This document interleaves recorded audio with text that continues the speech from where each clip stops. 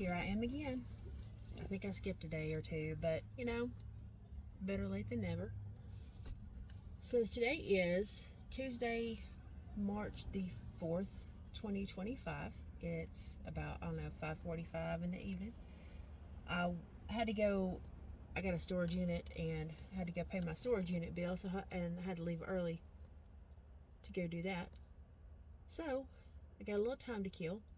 So I decided to pull over here at a pull off at a lake not far from my house and waste a little bit of time. I got to meet my boss over at one of our communities tonight at about 7, but it ain't going to take me no hour and 15 minutes to drive there. So, daggone, I pull in here, ain't nobody here, and here comes a car right here. And they got to come up here and park in front of me, and I'm parked almost at the very end. I mean, seriously, leave me alone. Anyway, but it ain't gonna take no hour and 15 minutes to drive over there, so I decided to make a little quick video and catch everybody up on really not much, just my normal ramblings. So I said the other day that I had ordered that thing for my ears because my ears have been stopped up, and I got it on Sunday, the 2nd of March. So I tried it on Sunday, I tried it yesterday. No, wait a minute. I'm sorry, I got it yesterday on Monday on the 3rd. Anyway, I tried it and opened my ears up for the moment, but whenever I start to talk, they close back up. So I guess I'm going to have to go to a daggone doctor. I do not want to go to a doctor.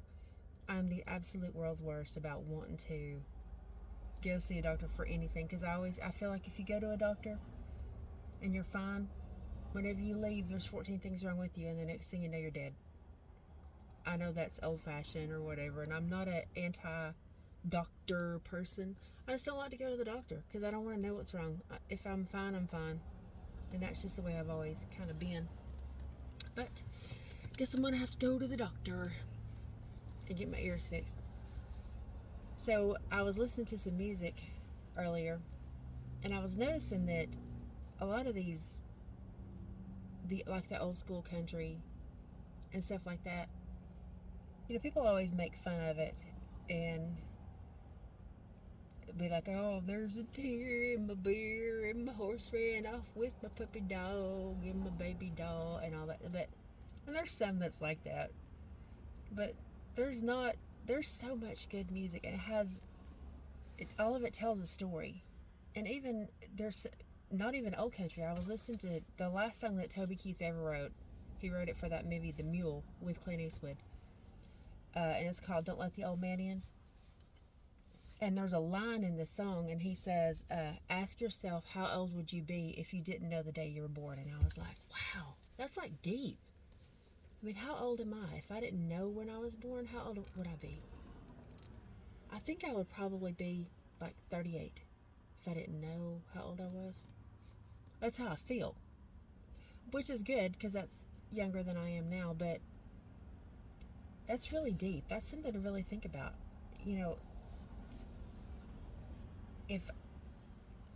Some days I'm 38, but some days I'm like 65. But today I feel like I'm 38. Oh, sorry, I'm watching cars go by. I'm sure you can hear the traffic. It's terrible on this road. But we're expecting some pretty bad storms tonight, and the wind gusts right now are like 30 or 40 miles an hour, and they're going to be up to 70 miles an hour. And there's a danger of tornadoes tonight and everything. And the wind is just whipping through here. Cars are going by and kicking up dust and debris, and it's the storm. I'm terrified of storms, absolutely terrified. Always have been. It's because of my mother.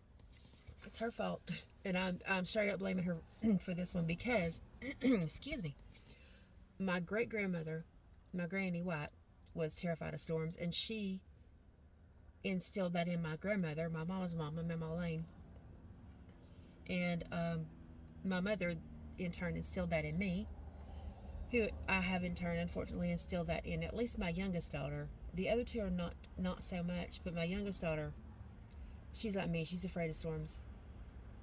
And I know a lot of people that are afraid of storms. My best friend is afraid of storms. She's terrified of them too. She'll get in the closet, which I don't blame her. I don't blame her one bit.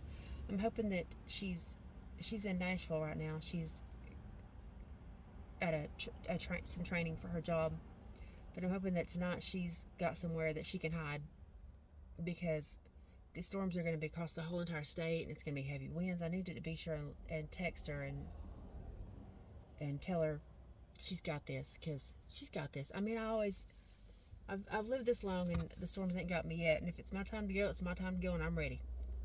So that's the way I'm looking at it.